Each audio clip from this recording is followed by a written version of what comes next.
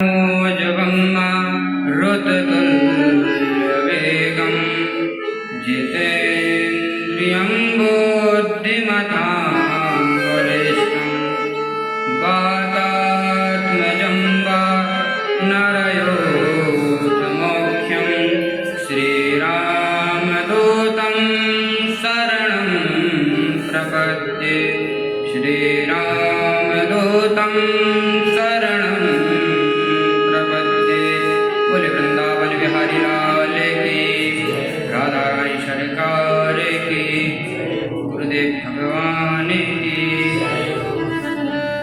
अकारण करुणा करुणालय भक्त वांछा कल्पतरु तड़द्दुनिंदित पीताम्बरधारी श्री बालकृष्ण लाल जी की वांगमयी शब्दमयी प्रतिमूर्ति हम आप सबके मध्यस्थ विराजमान श्रीमद् भागवत महापुराण को हम बारंबार प्रणाम करते हैं। हम आप सभी के ऊपर भगवान श्री राधा रमण लाल जी की एवं सद्गुरुदेव भगवान की बड़ी अद्भुत कृपा है कि हमें इस कलयुग के कलुषित वातावरण में भी भगवान की दिव्य कथा श्रीमद् भागवत महापुराण को श्रवण करने का ऐसा सुंदर अवसर प्राप्त हो रहा है। तो भगवान की विशेष अनुकंपा से हम सभी को यह सत्संग का अलग लाभ प्राप्त हो रहा है। तो पूर्व प्रसंग में हम सभी श्रवण कर रहे थे कि कैसे देवादिदेव महादेव का अपमान करने पर माता भवानी ने राजा चित्रकेतु को श्राप दिया और कैसे युद्ध भूमि में देवराज इंद्र के वज्र से उसका उद्धार हुआ। उसके बाद कुंसवन विधि का वर्णन किया गया। आइए हम सभी सप्तम स्कंद की कथा को श्रवण करते हैं। क्षमा प्रिया शुभात् ब्रह्मान् भूतानां भगवान् स्वयं इन्द्रस्यार्थे कथां दैत्या नवदेदुषमो यथा। इन सब कथाओं को सुनने के बाद महाराज परीक्षित सुखदेव स्वामी से प्रश्न करते हैं कि महाराज भगवान तो समदर्शी कहे जाते हैं, मतलब भगवान सबके साथ समान व्यवहार करने वाले हैं, तो जिन्हें हम समदर्शी कहते हैं तो भगवान देवताओं का पक्ष लेकर फिर दैत्यों को क्यों मारते हैं? क्योंकि उनके लिए तो सब समान ही है, फिर ये भेदभाव। महाराज परीक्षित के प्रश्नों को सुनकर सुखदेव स्वामी गदगद हो गए। परीक्षित, यही प्रश्न तुम्हारे दादा श्री युधिष्ठिर जी महाराज ने देवर्षि नारद जी से किया था। जिस समय श्री युधिष्ठिर जी महाराज राजसु यज्ञ कर रहे थे तो उस समय राजसु यज्ञ के अवसर पर प्रथम पूजन किसका हो? इसके लिए श्री द्वारकाधीश प्रभु का चयन किया गया कि द्वारकाधीश प्रभु ही प्रथम पूजन के योग्य हैं। पर वहीं उस सभा में शिशुपाल में बैठा हुआ था और जैसे ही प्रथम पूजन के लिए श्री द्वारकाधीश प्रभु का चयन किया गया तो यह सब देख सुनकर शिशुपाल खड़ा होकर इस बात का विरोध करने लगता है, किस भगोड़े कृष्ण का पूजन करोगे? क्योंकि शिशुपाल भगवान से द्वेष करता था और इसीलिए वह खड़ा होकर इस बात का विरोध करते हुए भगवान को गालियां देना शुरू कर देता था। पर यह सब देख सुनकर लोगों को बड़ा बुरा लगा कि हमारे द्वारकाधीश प्रभु का अपमान कर रहा है, पर भगवान ने भी कुछ नहीं कहा, वही चुपचाप बैठे रहे। पर जैसे ही इसकी 100 गालियां पूर्ण हुई और जहां इसकी 101 गाली हुई तो तुरंत भगवान ने अपने चक्र सुदर्शन से इसके सिर को काटकर धड़ से अलग कर दिया और शिशुपाल का काम तमाम हो गया। पर उस समय एक विचित्र घटना घटी।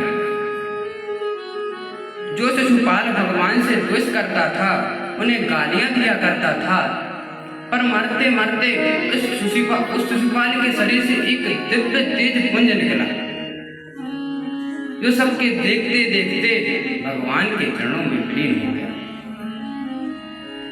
यह अद्भुत दृश्य देखकर धर्मराज श्री युधिष्ठिर जी महाराज को बड़ा आश्चर्य हुआ और उन्होंने तुरंत हाथ जोड़कर देवर्षि नारद जी से प्रश्न किया, महाराज, यह गति तो भगवान के चिंतन करने वाले उनके अनन्य संत भक्तों को प्राप्त होती है, फिर यह गति इस दुष्ट शिशुपाल को कैसे प्राप्त हो गई? क्योंकि ये भगवान से सदा द्वेष ही करता था, उन्हें गालियां ही दिया करता था, फिर यह गति इस दुष्ट शिशुपाल को कैसे प्राप्त हो गई? धर्मराज श्री युधिष्ठिर जी महाराज की जिज्ञासा को सुनकर नारद जी महाराज उन्हें समझाते हैं कि महाराज युधिष्ठिर, मान अपमान ये सब तो हमारे मन और शरीर का विषय है, पर भगवान तो मन और शरीर दोनों से ही परे है। इसलिए भगवान को मान और अपमान से कोई फर्क नहीं पड़ता, क्योंकि भगवान तो मान और अपमान दोनों से ही परे है। भगवान तो केवल हमारी भावना को देखते हैं। हम जिस भावना से भगवान का चिंतन करते हैं, फिर भगवान हमारी उसी भावना को स्वीकार करके वैसा ही अभिनय करते हुए हमारा कल्याण करते हैं। ये यथा मां प्रपद्यन्ते तांस तथैव भजामि। जैसे सुग्रीव ने भगवान को अपने मित्र के रूप में स्वीकार किया, तो भगवान भी उसी भाव को स्वीकार करते हुए सुग्रीव के मित्र बनकर भगवान ने सुग्रीव का कल्याण किया। और जो लोग भगवान को पुत्र भाव से स्वीकार करते हैं, तो उनके लिए भगवान उनके पुत्र बनकर प्रकट हो जाते हैं। जैसे दशरथ कौशल्या, इन सब के लिए भगवान इनके पुत्र बनकर प्रकट हुए और इनका कल्याण करते हैं। और जो लोग भगवान को अपने शत्रु रूप से स्वीकार करते हैं, मतलब जो लोग भगवान को अपना शत्रु मानते हैं, तो भगवान उनके लिए वैसा ही अभिनय करते हुए उनका कल्याण करते हैं।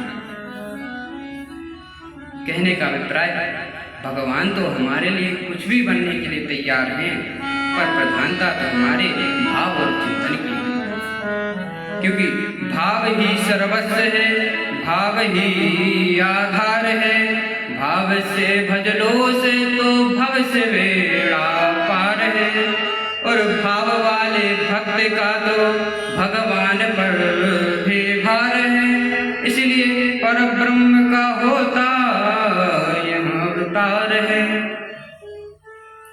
कहने का अभिप्राय, प्रधानता तो हमारे भाव और हमारी चिंतन की है, क्योंकि भगवान तो कुछ भी बनने के लिए तैयार है।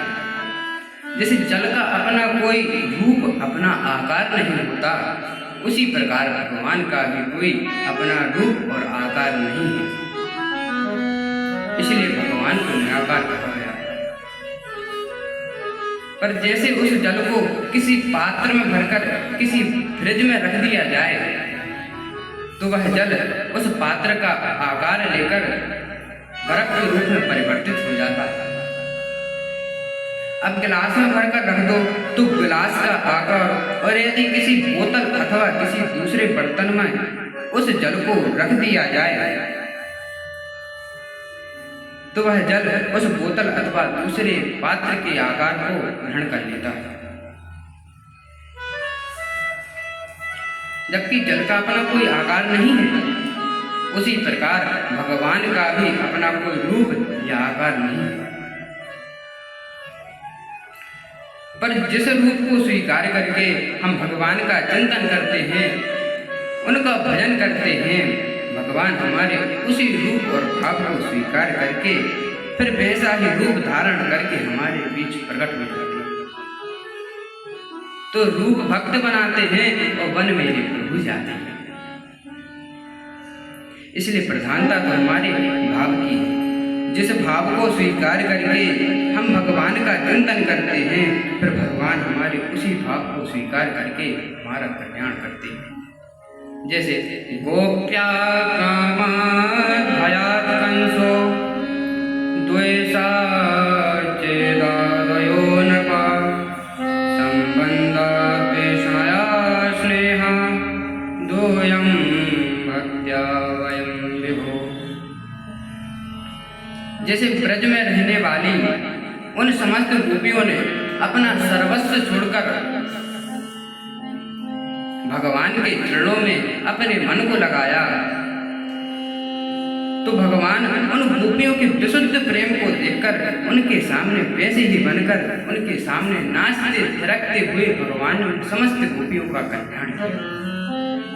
और कंस ने तो भय के कारण भगवान का चिंतन किया, क्योंकि उसे सोते जागते उठते बैठते हर जगह कृष्ण ही दिखाई पड़ रहे थे। इसलिए भय से शिशुपाल भगवान से द्वेष करता था, उन्हें गालियां दिया करता था। तो द्वेष के चिंतन करने के कारण भी इस शिशुपाल का भी परम कल्याण हो गया, क्योंकि प्रधानता तो हमारे भाव और चिंतन की है। बोले वृंदावन बिहारी लाल की, गुरुदेव भगवान की।